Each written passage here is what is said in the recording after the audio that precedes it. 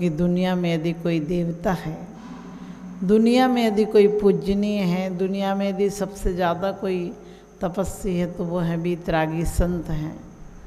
हम कहते भी हैं कि सिद्धों की श्रेणी में आने वाला जिनका नाम है, जग के उन सब मुनिराजों को मेरा नम्र प्रणाम है। उन सब मुनिराजों के चरणों में मेरा कोटि कोटि प्रणाम है, जिनका नाम आने वाले सिद्धों की श्रेणी में है। क्योंकि हर तपस्वी ही सिद्ध बनते हैं। और कहते भी हैं कि विषयाशावशाती तो निरारंभो परिग्रह, ज्ञान ध्यान तपोरक्ता तपस्वी सप्रशस्तते।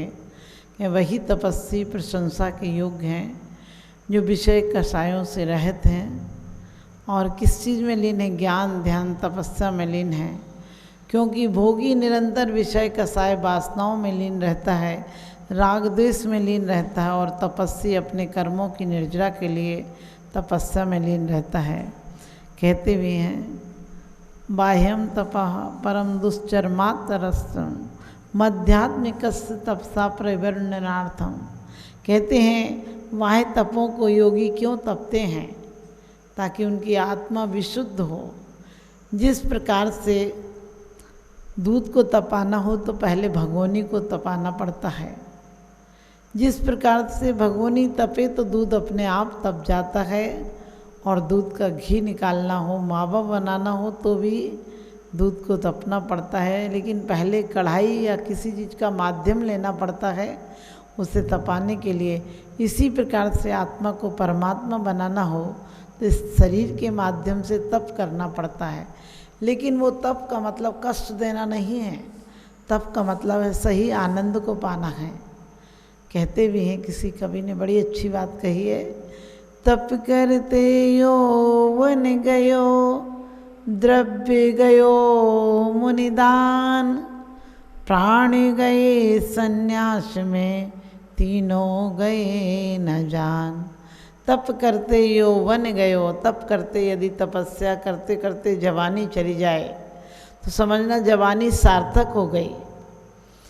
द्रव्य गयो मुनिदान, और द्रव्य तुम्हारा यदि मुनिदान में चला जाए तो समझ लेना तुमने बैंक बैलेंस कर लिया, समझ लेना तुमने इस जन्म और उस जन्म के लिए सुख इकट्ठा कर लिया। इस जन्म में तुम निरोगी रहोगे, अगले जन्म में निरोगी रहोगे, और जो तुमने दिया है वे चक्रवर्ती ब्याज की तरह आएगा। क्योंकि जो तुमने दिया है तपस्वियों को वही तुम्हें आज मिला है।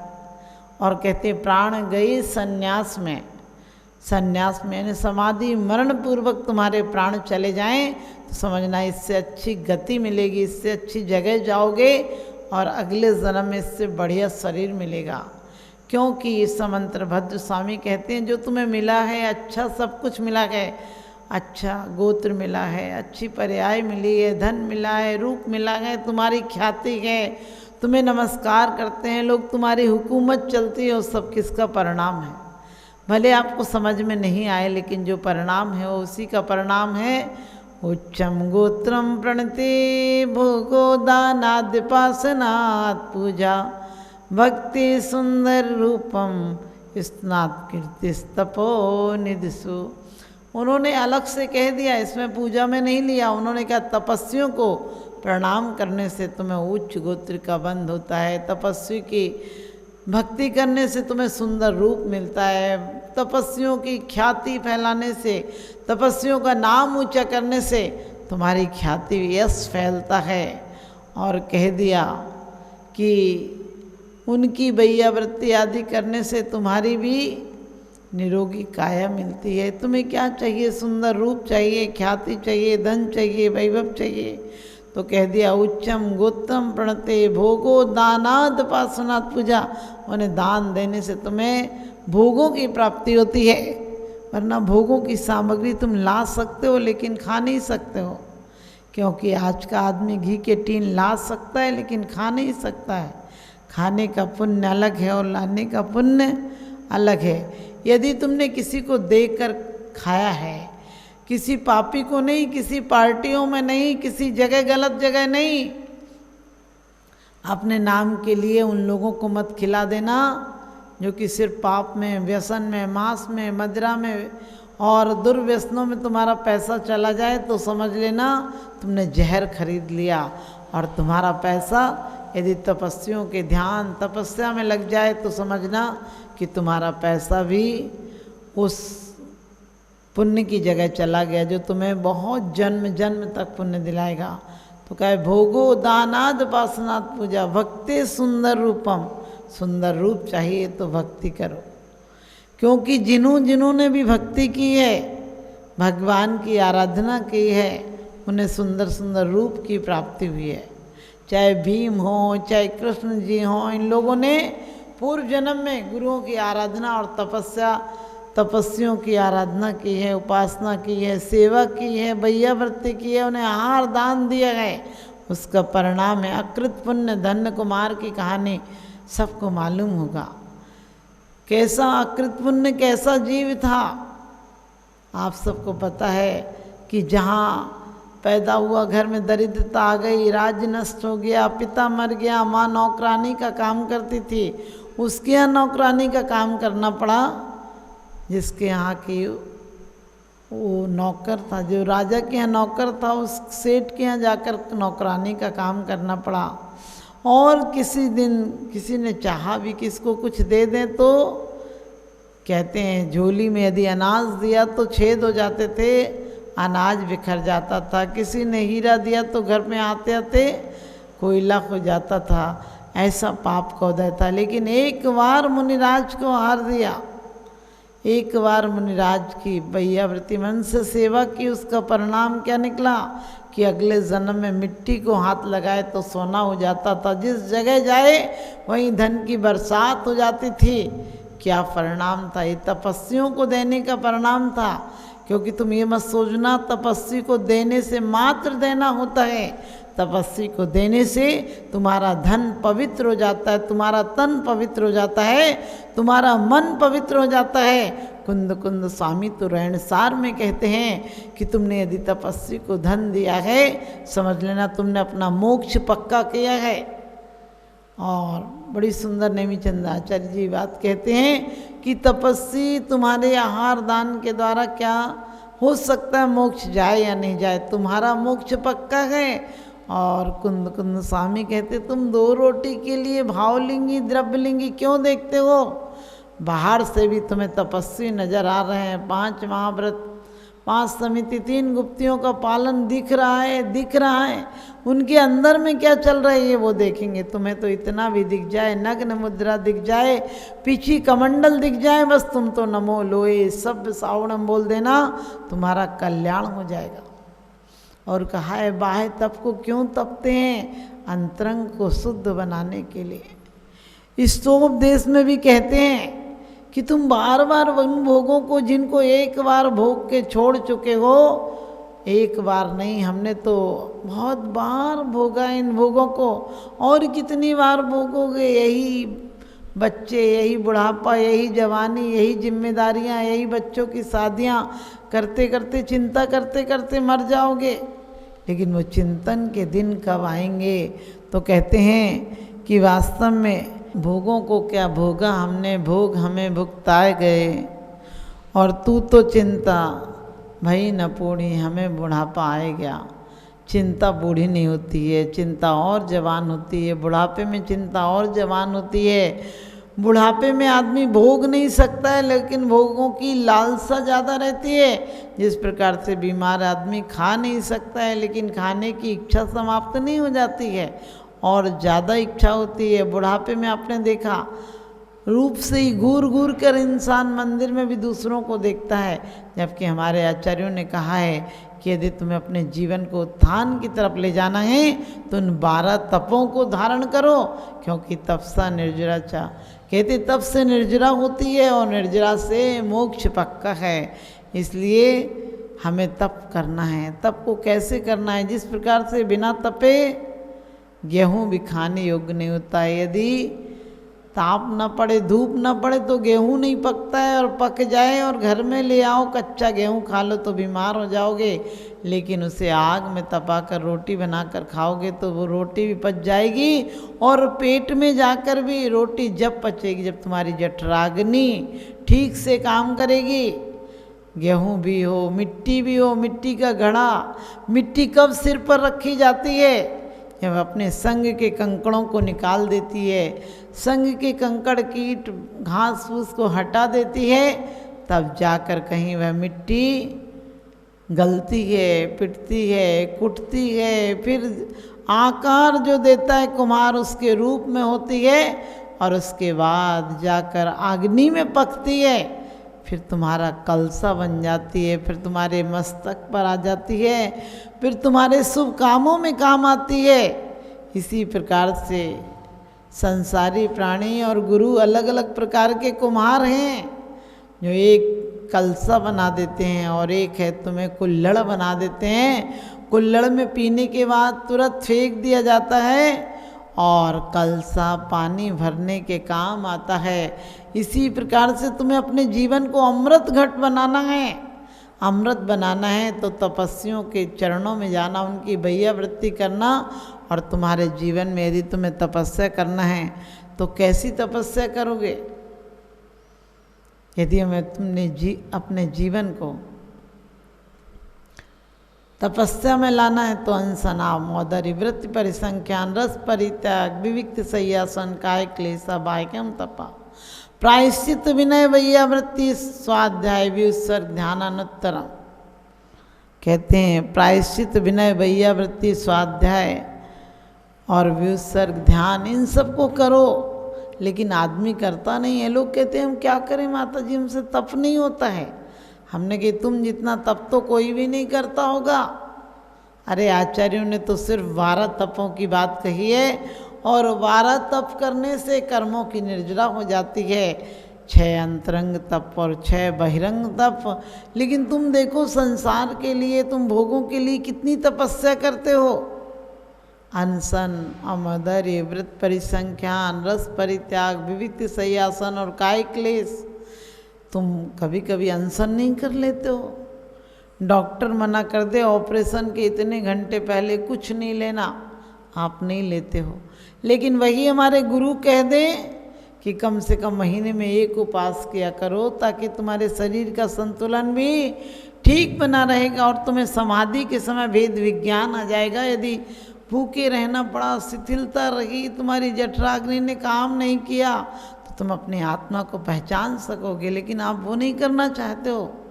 बोले भूखे रहेंगे तो मर जाएंगे। अरे भूखे रहकर कहाँ मरता है आदमी? दुनिया का हिसाब उठाकर देखो, दुनिया में जाकर देखो, खाकर ज़्यादा लोग मरते हैं।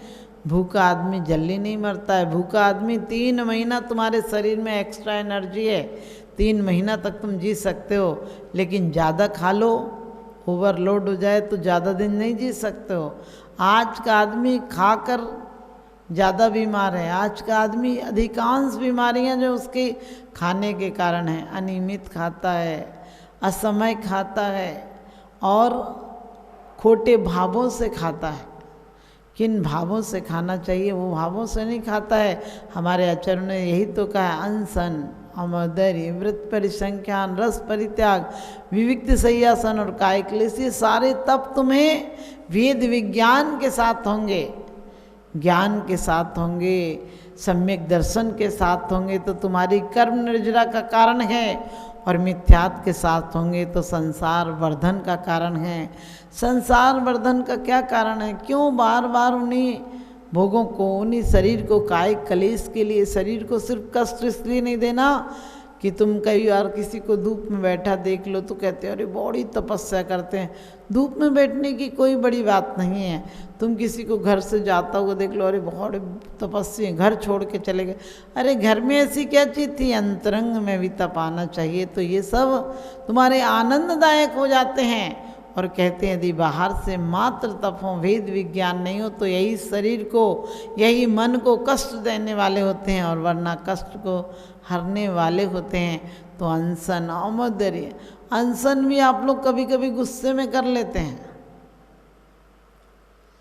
अनशन यदि व्रत के लिए किया जाए, अनशन आत्मा को पवित्र बनाने के लिए किया जाए तो शरीर तो पवित्र होगा ही, आत्मा भी पवित्र हो जाएगी। अनशन क्यों करना चाहिए? तो आचार्य कहते हैं अपनी तप की वृद्धि के लिए अनशन करना चाहिए।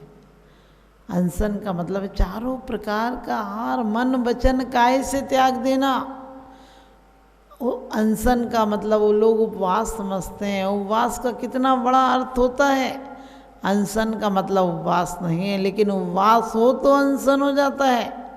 लोग कहते हैं आज हमने खाना छोड़ दिया, खाना छोड़ना उपवास नहीं है। उपवास का अर्थ है उपवास, यानी अपने आत्मा के पास पहुंचना, आत्मा के पास निकट पहुंचना, ये उपवास है। लेकिन हम बाहर से उपवास कर लेते हैं, इसलिए कहा अनशन औमदर्य, यानी कम खाना, ऊन उदर खाना, ऊन उदर यानी सामने भोजन की थाली हो और आपको भूख तीव्र लगी हो। बताओ कितना कठिन है कि सामने खाना है लेकिन उसको छोड़ना। लेकिन ये भी तप की वृद्धि के लिए, वेद विज्ञान के लिए कि कभी ऐसा समय भी आए कि मन कहता हो खाना है लेकिन नहीं, छोड़ देना है, क्योंकि खाने के लिए नहीं जीना है, जीने के लिए खाना है। और खाना भी कब तक खाना है? जब तक एक गाड़ी संयम रूपी मंजिल तक नहीं पहुंची, तब तक के बीच के पड़ाव के लिए, जैसे आप कहीं जाना हो तो गाड़ी में पेट्रोल डाल लेते हैं, इसी प्रकार से साधु संयम की साधना के लिए शरीर से समझौता करता है, शरीर से कह देता है कि जब तक तू मेरे शरीर साधना में साधक बनेगा तब तक तुझे भोजन दूंगा और वरना भोजन का त्याग कर दूंगा। आचार्यों ने कहा भी है उपसर्गे दुर्भिक्षे जरसिरुजायम चन्नि प्रतिकार धर्माय तनु विमोचन माहू सल्लेखिना मारिया। कहते हैं उपसर्गे दुर्भिक्षे जरसिरुजायम चन्नि प्रतिकारा, कहते कब तन को छोड़ना, कब तन के लिए भोजन को बंद कर देना, उपसर्ग आ जाए, दुर्भिक्ष आ जाए, अकाल पड़ जाए, और कहते हैं कभी ऐसी बीमारी हो जाए जिसका आप कोई उपचार हो ही नहीं सकता दुनिया में, और या अधिक बुढ़ापा आ जाए, मृत्यु निकट आ जाए, तो तुम भोजन को छोड़ देना।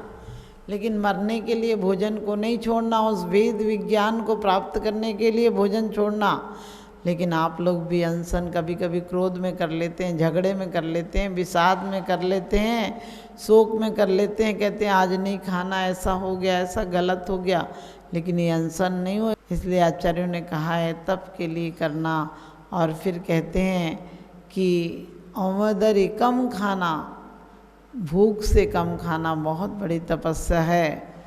और व्रत परिसंख्यान, रस परित्याग, आज ऐसा नियम मिलेगा तो खाऊंगा। भिखारी बनकर साधु नहीं खाता है, साधु के पीछे, साधु रोटियों के पीछे नहीं जाते हैं, साधु के पीछे रोटियां भागते हैं। जिनका पुण्य होता है वो ही साधु के हाथ पर ग्रास रख पाते हैं। वो क्षण कितना पावन होता है, जबकि 23 घंटे आपके हाथ नीचे होते हैं, आप हाथ जोड़े बैठे रहते हैं साधु के चरणों में, लेकिन 1 घंटा मात्र आपको ऐसा मिलता है कि साधु का हाथ नीचे होता है और तुम्हारा हाथ ऊपर होता है। इसलिए लेकिन साधु क्या करते हैं? व्रत परिसंख्यान, व्रत परिसंख्यान अटपटी नियम ले लेते हैं, ऐसा होगा तो भोजन मिलेगा, नहीं तो नहीं, त्याग है। चले जाते हैं अपने सिंह वृत्ति से, मिलेगा तो लेंगे, नहीं तो नहीं लेंगे। उसमें भी कितने 40 दोषों को टाल कर मुनि आहार लेते हैं। और मुनि आहार इसलिए नहीं लेते हैं कि उनकी तन की वृद्धि हो, तप की वृद्धि के लिए आहार लेते हैं, तन को पोषण करने के लिए आहार नहीं लेते हैं। और कहा है रस परित्याग, अटपटे रसों का, जिस चाहे दिन जो चाहे रसों का त्याग कर देते हैं, 6 रसों का त्याग कर देते हैं। यहाँ रोटी में नमक नहीं हो, सब्जी में थोड़ा सा नमक कम हो जाए तो तुम थाली फेंक कर चले जाते हो। साधु इशारा तक नहीं करते हैं, जो मिला है सिर्फ शरीर को चलाने के लिए, उसको उदरपूर्ति के लिए, और वो भी निर्दोष आहार हो तब आहार लेते हैं। जरा सा अंतराय आ जाए तो छोड़कर चले जाते हैं, बिल्कुल प्रसन्नता से कि चलो तपस्या का मौका मिला है। पड़गान के समय अटपटी विधियां लेते हैं, मिलेगी तो लूँगा नहीं तो नहीं लूँगा। जैसे महावीर ने कहा था, बेड़ियों में बंधी बाला हो और आंसू आ रहे हो, ये नहीं सोचा था उनने कोई बड़ी बंध जाए, नहीं, नियम था मिलेगा तो लूँगा नहीं तो नहीं लूँगा। और अब देखिए धर्मात्मा की वृत्ति कि वो कैद में पड़ी है, हाथों में बेड़ी पड़ी है, लेकिन फिर भी वहाँ भी आहार चर्या का ख्याल आता है। महावीर का आगमन सुनकर आँखों से आंसू निकल पड़ते हैं कि मैं क्या आज आहार नहीं दे पाऊँगी। सम्यक दृष्टि एक दिन आहार नहीं दे तो गले से ग्रास नीचे नहीं उतरता है, तुम्हारा गला स्पेशल है, कभी अटकता ही नहीं। और कहते हैं विविक्त शय्यासन, कभी कभी आपने देखा होगा बच्चे लोग भी सो जाते हैं, ऑफिस में सो जाते हैं, कभी कभी टेबल पर ही सो जाते हैं, पेपरों का टाइम होता है, बहुत पढ़ाई का लोड होता है तो सो जाते हैं। लेकिन आचार्यों ने कहा नहीं, तपस्वी तो रात्रि में भी विश्राम के लिए नहीं सोते हैं, और सोते भी हैं, सोना भी पड़े तो एक करवट से सोते हैं, ताकि किसी करवट लेने में जीव का घात नहीं हो जाए। इसलिए और कहते हैं कायिक कलेश इसलिए करते हैं कि काया ने बार बार, इस तन ने बार बार इसे वेतन देना पड़ा, अब इसको उत्कृष्ट तपस्या में लगा दो। इसलिए कायिक क्लेशों को, आप लोग भी कायिक क्लेश सहते हैं, लेकिन आपका कायिक क्लेश कैसा होता है? यदि बरसात के दिन है, गर्मी के दिन है, बरसात में बारिश पड़ रही है, गर्मी में धूप आ रही है, तो क्या करते हैं आप? दुकान बंद करके घर में नहीं बैठ जाते हैं, क्या करते हैं? दुकान तो खोलते ही हैं। इसी प्रकार से आप सिर्फ परिवार के अर्थ के लिए परमार्थ को खोते हैं, वो परमार्थ के लिए व्यर्थ को खोते हैं। वो परमार्थ को उपलब्ध करने के लिए व्यर्थ शरीर को ये तो घास फूस की तरह से फेंकना है, लेकिन जब तक अनाज नहीं आया तब तक इसको रखना है। इसलिए कहते हैं कायिक कलेश तुम भी करते हो, धूप हो, बरसात हो, बच्चों के स्कूल नहीं छूटते, तुम्हारी ऑफिस नहीं छूटती है, तुम्हारे धंधे नहीं छूटते हैं, लेकिन तपस्या के नाम पर कोई कह दे कि एक माला फेरने बैठ जाओ, बोले कमर दुखती है। दुकान में, ऑफिस में 6 घंटे बैठ सकते हो, 8 घंटे बैठ सकते हो, लेकिन आपको थोड़ी सी देर यदि तपस्या स्वाध्याय कह दी जाए, कहते मन नहीं लगता। और आचार्यों ने कहा प्रायश्चित, विनय, वैयावृत्ति, स्वाध्याय, विसर्ग और ध्यान। प्रायश्चित क्या है? अपने पापों का शोधन करना, आत्मशोधन करना। पापों की निंदा तुमने बहुत बार की है, पापों की निंदा करके तुम सोचते हो तुम बहुत बढ़िया आदमी हो, वो तो पाप ने गलती करा दी। हम बार बार कहते हैं दुष्टन देहु निकार, साधु ने को रख लीजिए, बिन बे सेवक आज, हे प्रभु ढील न कीजिए। कर्मों ने थोड़ी घुमाया हमें, हमने कर्मों को बुला बुला कर बार बार दुख पाया है। तो कहते हैं प्रायश्चित का मतलब पश्चाताप नहीं है, प्रायश्चित का मतलब आलोचना नहीं है, प्रायश्चित का मतलब है आत्मशोधन, आत्म परिवर्तन। जो पाप किए थे उस जीव आत्मा ने, जिसने पाप किए थे उसमें समूल परिवर्तन कर देना, अपनी कर्ता की भूल देखना, अपने स्वयं को अंतरंग में झांकना कि मेरे से ये पाप कैसे हुआ, मेरी कितनी शिथिलता रही। दूसरा रिमोट था क्या मेरे लिए चलाने के लिए? मैंने अपनी रिमोट दूसरे के हाथों में क्यों दे दी? वो जब चाहे मुझे क्रोध करा दे, जब चाहे मुझे मान करा दे, जब चाहे मुझसे कामना वासना करा दे। नहीं, हम अपने मालिक बनेंगे, हम दूसरे के द्वारा संचालित नहीं, अपने परिणामों को अपने आप से पवित्र बनाएंगे।